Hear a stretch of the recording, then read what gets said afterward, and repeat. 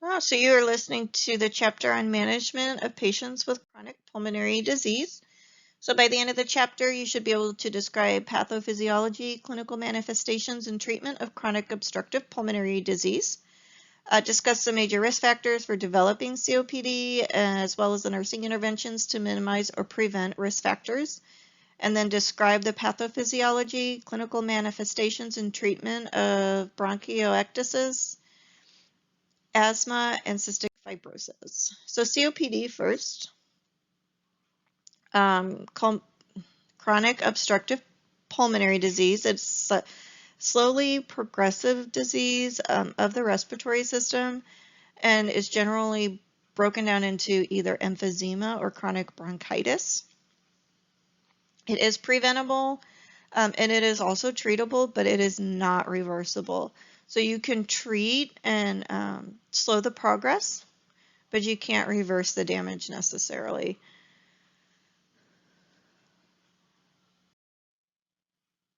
As far as patho, again, it can be chronic inflammation, which damages the tissue, so more bronchitis. Because of the chronic inflammation, you have scar tissue that will start to form because of the chronic narrowing. And then, the inflammatory response will release different chemicals in response to inflammation. And so the body's actually causing scar tissue. Because you have scar tissue, you can't have really good elastic recoil, which is your lung compliance, the ability to expand and contract with the lungs.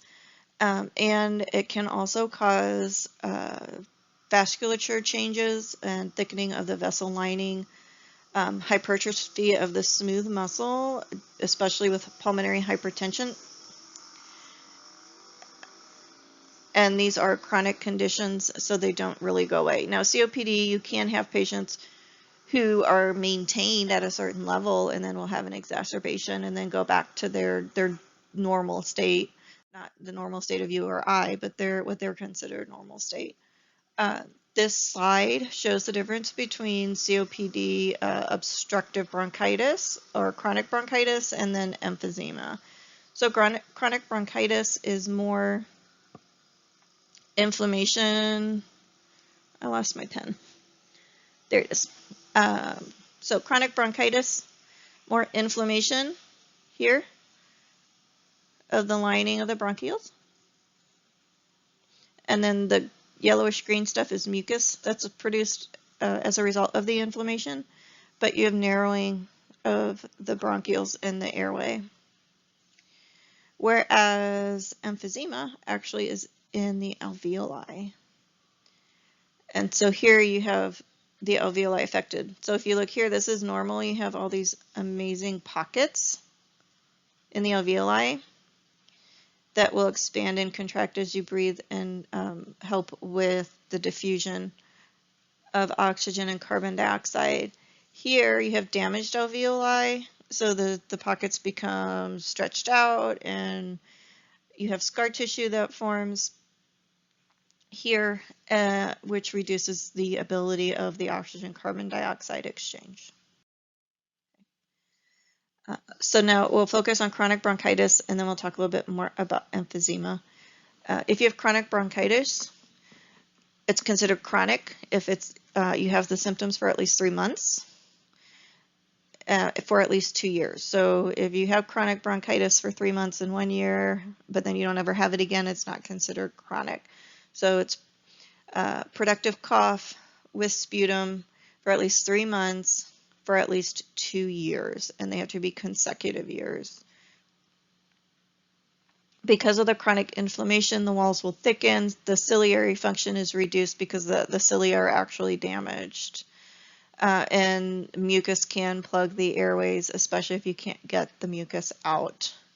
Alveoli can become damaged just because you're not getting the air to them that you need, and they're also, as they're trying to exchange the oxygen and carbon dioxide, they can actually get air trapped in the alveoli, and that increased pressure can cause scarring and damage.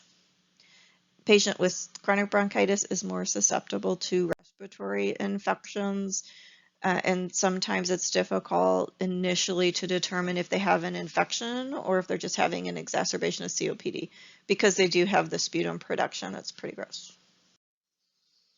Emphysema is an abnormal distension of the air space and the alveoli, and causes destruction of the walls of the alveoli, so you don't have the diffusion again.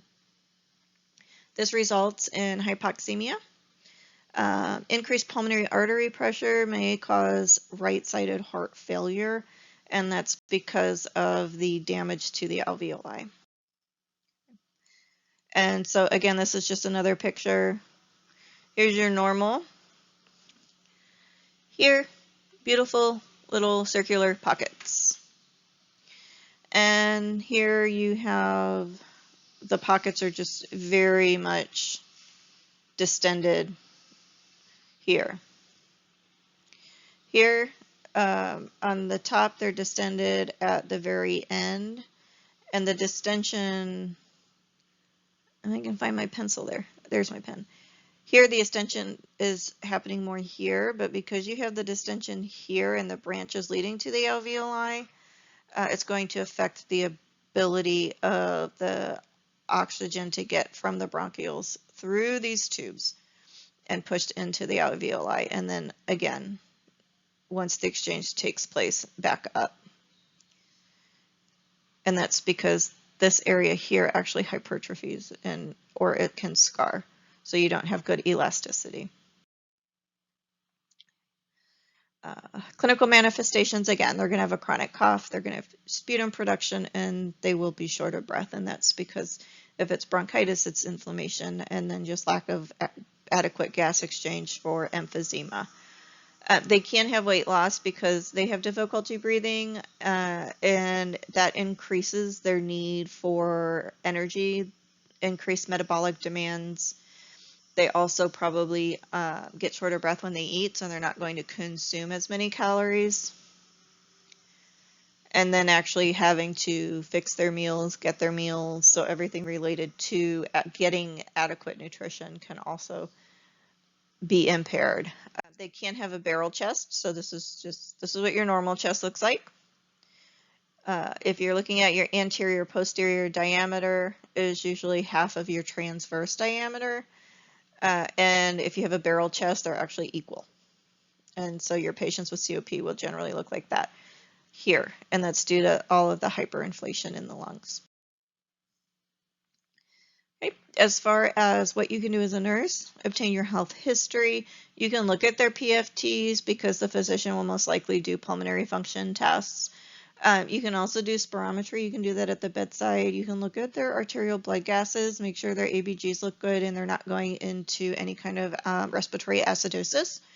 And then a chest x-ray can also confirm that they have hyperinflation of the lungs.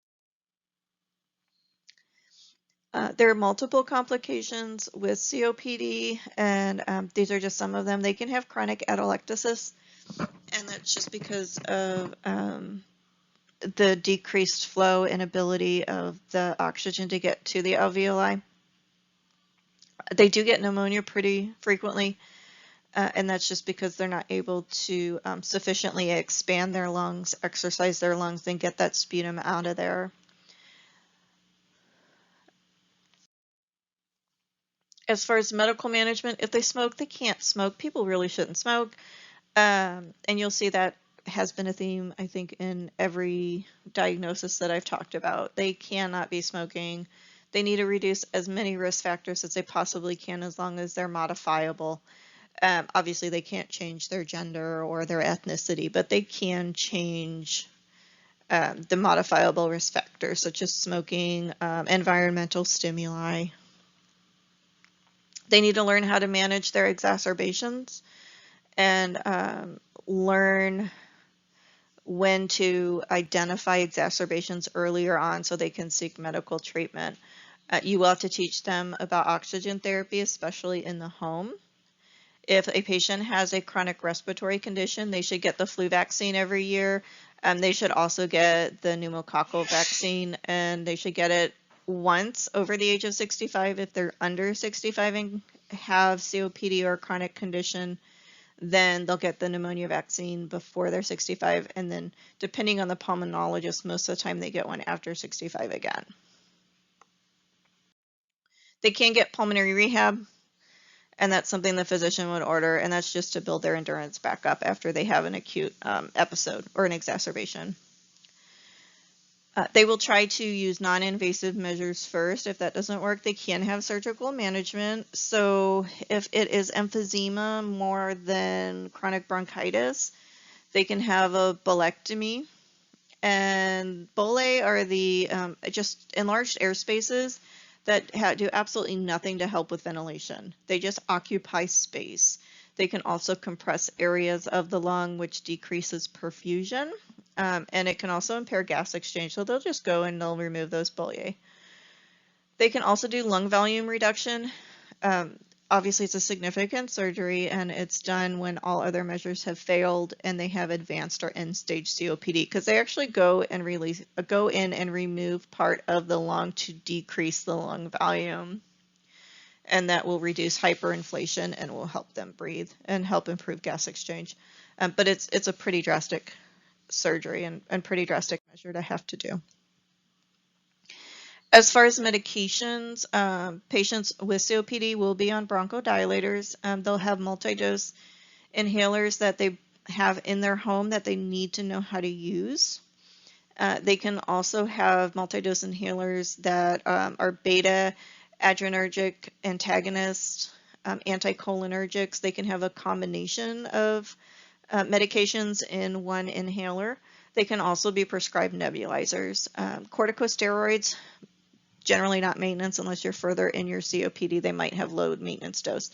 But remember, corticosteroids will reduce your immune system, so it's not something that they really want to do. Antibiotics if they have an infection. Mucolytics, and that will help to thin the mucus and get it out. And then antitussives for cough. You need to look at these medications, make sure there's no interaction, make sure that they know how to use like the MDIs. Make sure if they're on corticosteroids and it's a tapering dose that they know they have to taper and what can happen if they don't. So educate them on their medications. Again, why are they taking it? What's it for? How does it affect their body?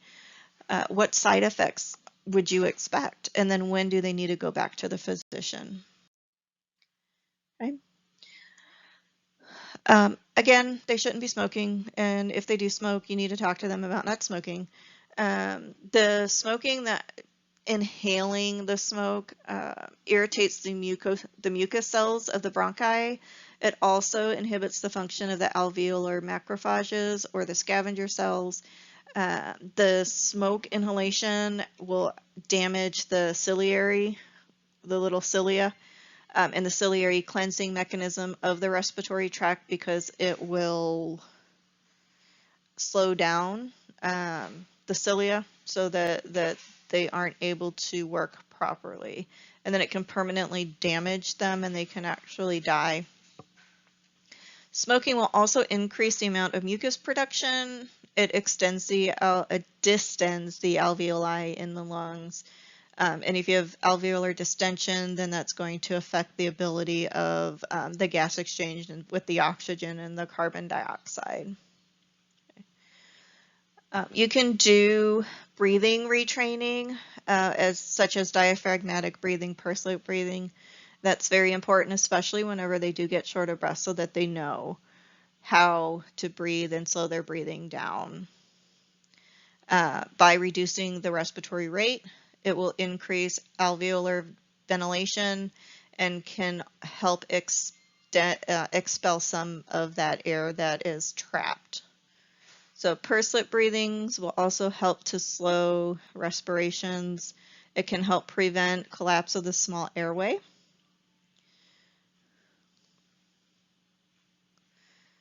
So you need to make sure that they know how to use it. Again, the MDI, they need to know how to use it so that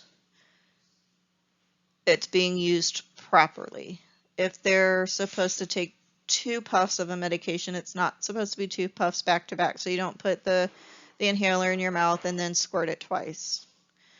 They should be using a spacer, because if they don't and they just put the inhaler in their mouth and squirt, a lot of that medication is going to hit the back of their mouth and not be inhaled into their lungs. They need to make sure that they rinse their mouth afterwards, because some multi-dose inhaler medications can cause thrush.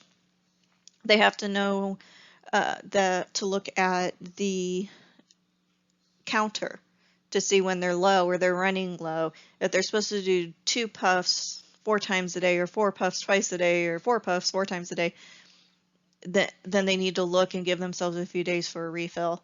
So they need to monitor their uses, especially if it's something that they just do PRN. And they have to physically be able to use the multi-dose inhaler. So they have to actually be able to compress that button, or if it's a discus, they have to be able to turn and manipulate that apparatus.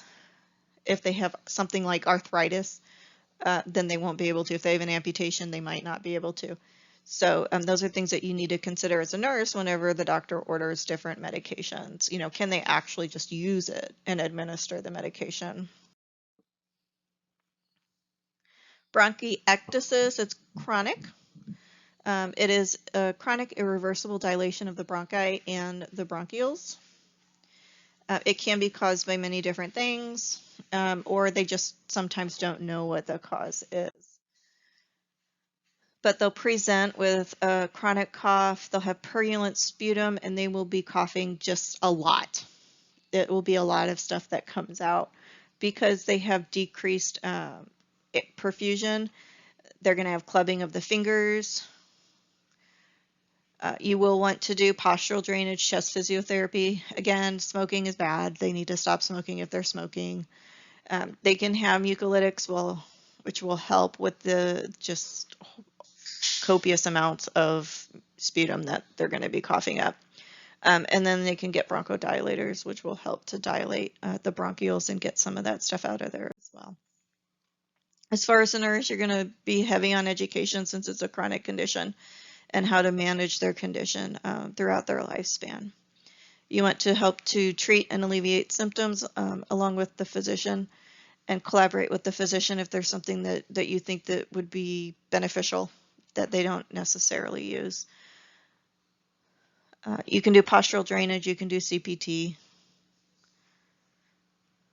Make sure that you look for respiratory infections, which if they're having a lot of that real thick sputum that they're coughing up, it can be difficult to identify early on.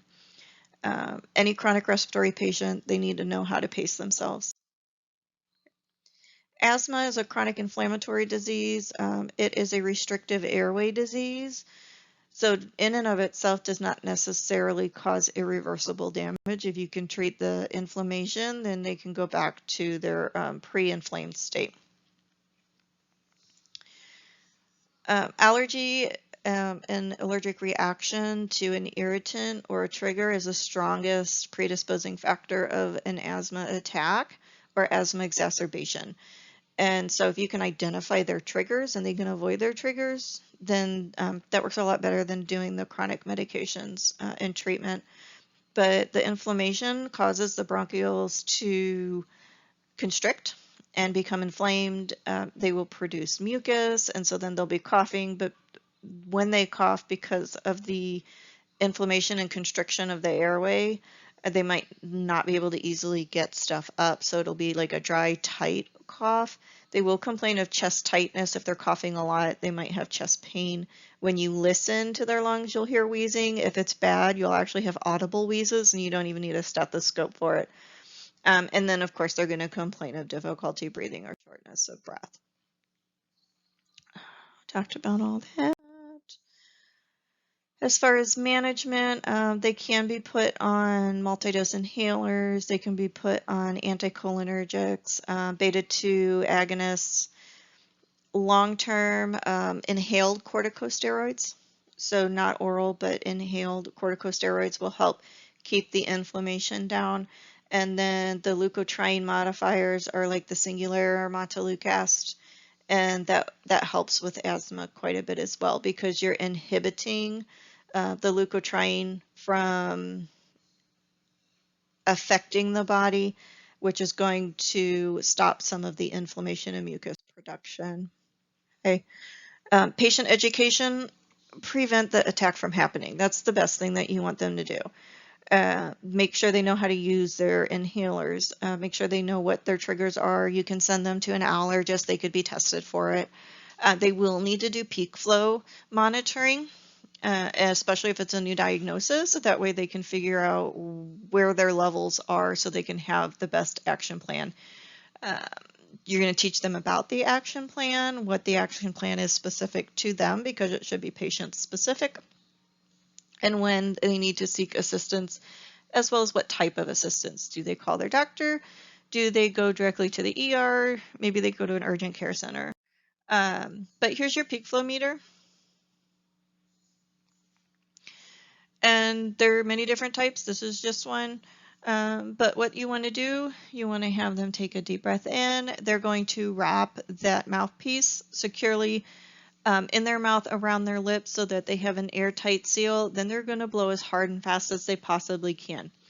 You see this red thing? It starts at the bottom and then it is forced expiratory air that will push that up. They need to do it at least 3 times to get the numbers, and they should do it before and after some sort of respiratory treatment, like a bronchodilator, anticholinergic, so that they can see the improvement. What the doctor will do is I'll have them track this before and after, usually in the morning and at night, before and after their inhaled medications are taken. And then they'll say, okay, here's your normal numbers. And the way an action plan works is normal is green. So green is good. You don't have to do anything. Just follow your normal routine. And then if you're in the yellow, you're starting to get constricted airway because you're not able to have the force during your exhalation that you normally have because of the constriction. Then you need to implement, ABC. If you're in the red, you need to do even more. Maybe you need to go to the ER. Maybe that's when you call the doctor. Maybe you call the doctor at yellow. But the action plan is something that the physician will work with, and then you just need to educate the patient on it. Okay. Cystic fibrosis. It is an autosomal recessive disease. It is the most common autosomal recessive disease among the Caucasian population. You can get genetic counseling and do genetic screenings to see if you're a carrier, because if you're a carrier, you're not going to be symptomatic. But if you're a carrier and your partner's a carrier as well, then you have a chance of having a child that has cystic fibrosis. What the genetic mutation does, it leads to an alteration in the mucous membrane. So anywhere you have mucous membranes, you're going to have very, very thick secretions, and they can be in excessive amounts. And you have mucous membranes in your lungs and your pancreas and your liver and your intestines, as well as your reproductive tract. And that's why we're talking about it here. But it's not just a lung disease. Most people think cystic fibrosis lung disease. It does affect other organs in your body as well. Okay. The patient is at a very high risk of getting a respiratory infection, and it's the leading cause of morbidity and mortality in a patient with cystic fibrosis. So you want to control infections. They'll be on antibiotics. They can have aggressive therapy to keep the airway clear. They'll get sputum cultures to try and figure out what type of bacteria is growing, and then they'll treat based on that culture and sensitivity. They'll be given anti-inflammatory agents that'll try and help control the production of the mucus. They'll be given corticosteroids. If it's an exacerbation, it'll be IV, like Solumedrol. They can also get dexamethasone. It can be inhaled. They can get bronchodilators to try and open up their bronchioles and help with their breathing. They'll get pancreatic enzyme supplements with their meals, and that's because of the excessive thick mucus production in the pancreas. And then they can also get medications that CFTRs to help with the defective protein that is in their body. It is a newer class of drugs, but they're seeing some pretty good results with it. As far as a nurse, you want to do everything you can to help remove those secretions because they're really, really thick, so they're hard to get up, but they will impair your patient's ability to get air into the lungs, which is ventilation, and then exchange the oxygen and carbon dioxide or the diffusion of the gases. You will help with postural draining, teach family members how to do it for their loved ones whenever they go home. Teach the patient about it as well. Remember, you're going to do it before meals, not right after meals. Obviously not during, but not after either, because of the different positions can cause them to become nauseated or vomit. They need to have plenty of fluid and electrolyte intake. You want to make sure that they are comfortable, deal with emotional support, coping strategies. You're going to have to talk about if you're to that point, end of life issues, end of life concerns, because this is something where patients generally don't live long into their life. They can live into adulthood, but it's generally the young adult type age if they're going to live into adulthood. So you do have to have palliative care as a discussion, maybe hospice is a discussion, but different end of life issues and concerns, and make sure that matters are in place.